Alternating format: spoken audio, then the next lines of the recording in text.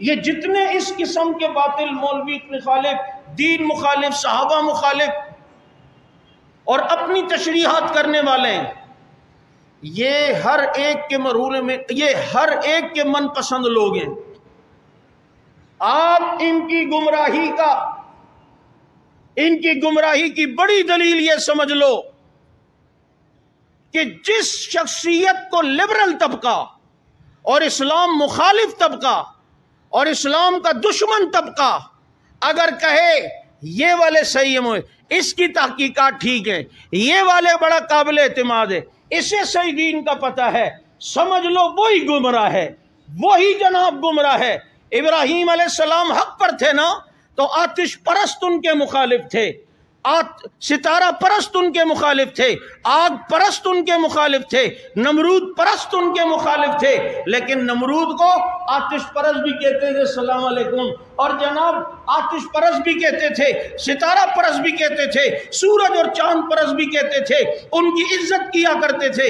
یہ باطل کی سب سے بڑی دلیل، یہ جتنا لبرل طبقہ آج وہ ان کو لائک کرتا ہے، تعریفیں کرتا ہے، ان کے دین سے مطمئن ہے، ان کے بتانے والے اسلام سے مطمئن ہے۔ آپ دیکھ لو مرزا جہلمی، اس کا جتنا لبرل طبقہ ہے، جو اسلام مخالف دشمن، جو داڑھی کو دین نہ سمجھتا ہو، جو جس کے دل کے اندر اسلام کا درد نہیں، وہ اسے لائک کر رہا ہوگا۔ غامدی کو دیکھ لو، جتنا لبرل طبقہ، قادیانی ذہن کا طبقہ، وہ مرزا کو بھی لائک کرتے ہیں، غامدی کو بھی لائک کرتے ہیں، شیخ محمد جیسے فتنوں کو بھی لائک کرتے ہیں، ساحل ادیم جیسوں کو بھی لائک کرتے ہیں۔ او بھائی، اگر یہ اصل دین بتا رہے ہوتے نا، تو یہ جو دین بیزار لبرل طبقہ ہے، جو دین بیزار مولوی بیزار اسلام بیزار، وہ کہتے جاؤ اس کو کیا پتہ، اسے کیا دین کا پتہ۔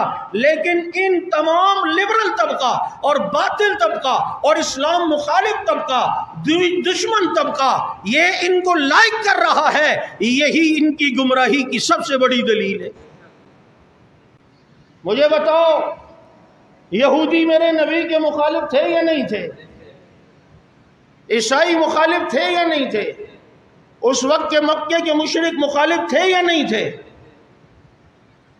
میرے نبی نے پالیسی یہ نہیں اپنائی کہ یہ بھی راضی رہے، یہ بھی راضی، اسٹریٹ فارورڈ بات کی، جسے سمجھ آتا ہے ٹھیک، نہیں سمجھ میں آتا اس کی مرضی۔